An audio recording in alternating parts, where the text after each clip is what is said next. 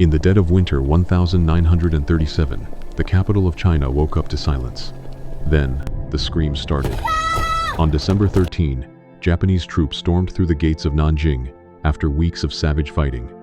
What should have been the end of one battle exploded into 6 weeks of unrelenting horror. Between 200,000 and 300,000 Chinese civilians and disarmed soldiers were slaughtered, shot, bayoneted, burned alive, buried in mass graves. Tens of thousands of women and girls, some as young as 8, were raped, often in front of their families, then murdered to erase the evidence. 1/3 of the city was torched. Soldiers posed for photos with severed heads on their bayonets. This wasn't battlefield chaos.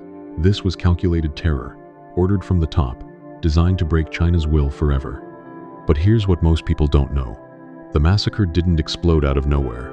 It was the brutal climax of a war Japan had been planning for years, and the handful of outsiders who stayed behind turned one tiny corner of hell into the only place hope still existed.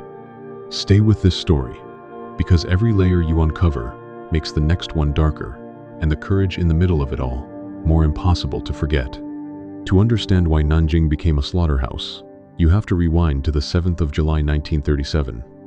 That's when a minor clash at the Marco Polo Bridge, outside Beijing, ignited the Second Sino-Japanese War. Japan had already seized Manchuria in 1931, turning it into a puppet state. Now they wanted the rest of China. Their goal was clear: total domination of Asia, under the banner of a Greater East Asia Co-Prosperity Sphere. Chinese leader Chiang Kai-shek tried to avoid all-out war at first, but after the bridge incident, fighting exploded across northern China. The Japanese military machine rolled forward with terrifying speed, modern weapons, disciplined troops, and a belief that China was weak and ripe for conquest. By August, the real bloodbath began in Shanghai.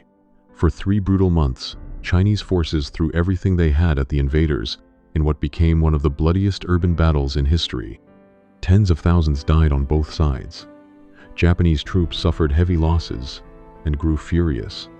When Shanghai finally fell in November, the path to Nanjing, the symbolic heart of Chinese nationalism, and Chiang's capital, lay wide open. Chiang knew the city couldn't be held. He ordered most of his best troops to pull out, leaving behind untrained auxiliaries and a civilian population of around 500,000. On December 7 and 8, Chiang and his top officials slipped away, abandoning the city to its fate.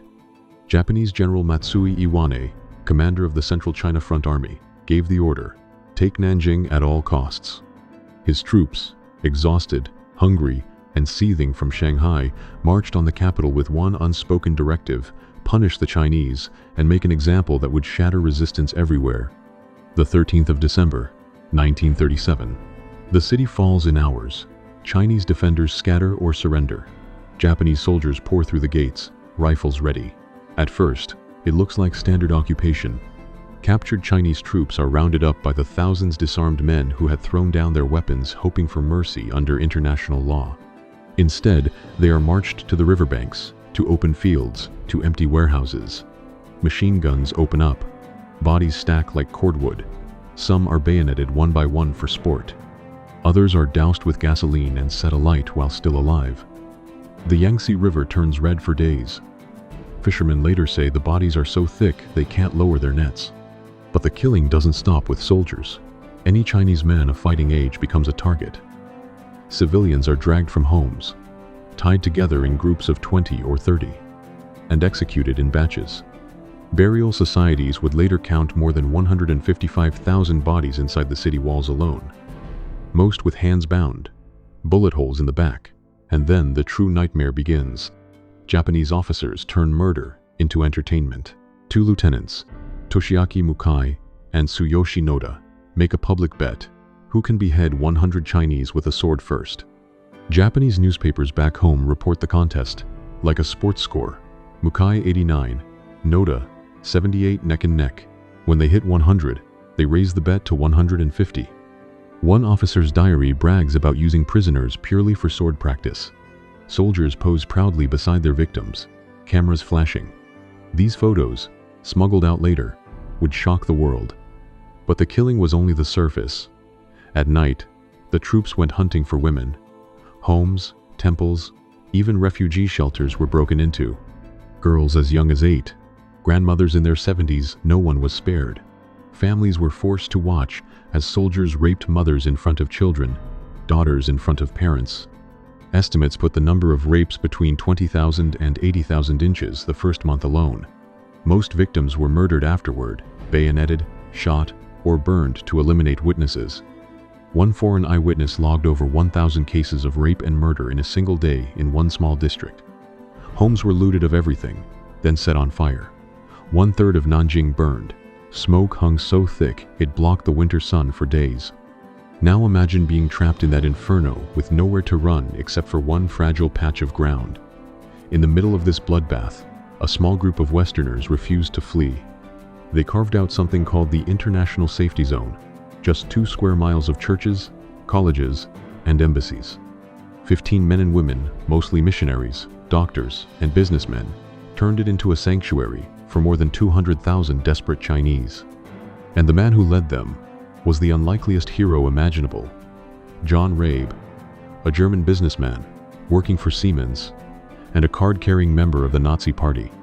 He had no personal stake in China, yet when the killing started, Rabe became chairman of the zone. He wore his swastika armband like a shield, waved the German flag, and confronted Japanese soldiers at gunpoint. His diary, over 2,000 pages, records the daily hell. There is not a single shop outside our zone that has not been looted. Now pillaging, rape, murder, and mayhem are occurring inside the zone as well. On one day alone, he documented more than 1,000 cases. Rabe personally smuggled food, wrote desperate letters to Japanese commanders, and once stood in front of a truck full of women being taken away, refusing to move until they were released. Working right beside him was Minnie Vautrin, an American missionary who turned Ginling Women's College into a fortress for 10,000 women and girls. Japanese troops scaled the walls at night, but Vautrin stood at the gate like a lioness. She hid girls in her own room, faked illnesses, and once slapped a soldier who tried to drag away a teenager. Her diary captures the raw terror. In room 538 upstairs, I found one standing at the door, and one inside already raping a poor girl. She became known as the living goddess of Ginling. These weren't trained commandos.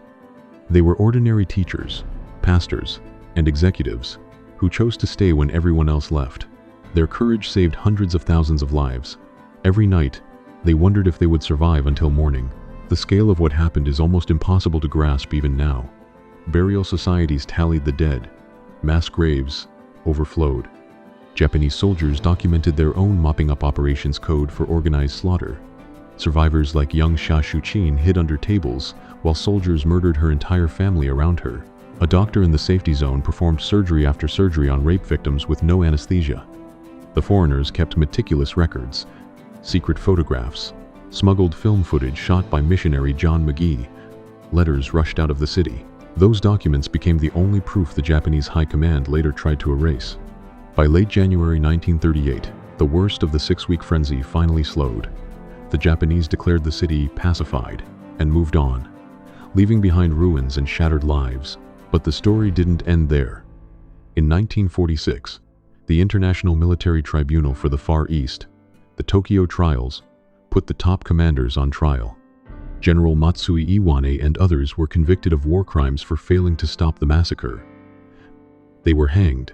The 2 sword contest officers, Mukai and Noda, were extradited to China, tried, and executed. The tribunal's judgment was blunt. Over 200,000 murdered, 20,000 rapes in the first month, 1/3 of the city destroyed. The evidence diaries, photos, burial records, and the testimony of those Western heroes was overwhelming. Yet even today, the full truth remains contested in some circles. Some voices in Japan still call it exaggeration or propaganda. Survivors and their descendants gather every year at the Nanjing Massacre Memorial Hall, its walls lined with names and photographs of the dead. China marks December 13 as a national day of mourning. The pain stays raw because the lesson is simple. This wasn't just another battle in a distant war. It was a deliberate campaign to crush a people through terror. And in the middle of it, a handful of outsiders, a Nazi businessman, an American schoolteacher, a few missionaries looked evil in the eye and said, "Not here, not on my watch." That's what makes Nanjing impossible to forget. In 6 short weeks, civilization collapsed into barbarism faster than anyone thought possible. But a few brave souls held the line and saved more lives than entire armies sometimes manage. Their diaries and films didn't just document history, they forced the world to confront it. The survivors who lived through hell refused to let their stories die with them. So the next time someone tells you history is just dates and numbers, remember the smoke-filled streets of Nanjing, the Red River, and the 2-square-mile zone where humanity refused to die. Forgetting isn't careless, it's dangerous. Because what happened there shows how quickly any society can slide into darkness, and how a few ordinary people can still light a candle against it. The massacre ended decades ago. The reason we must remember never will.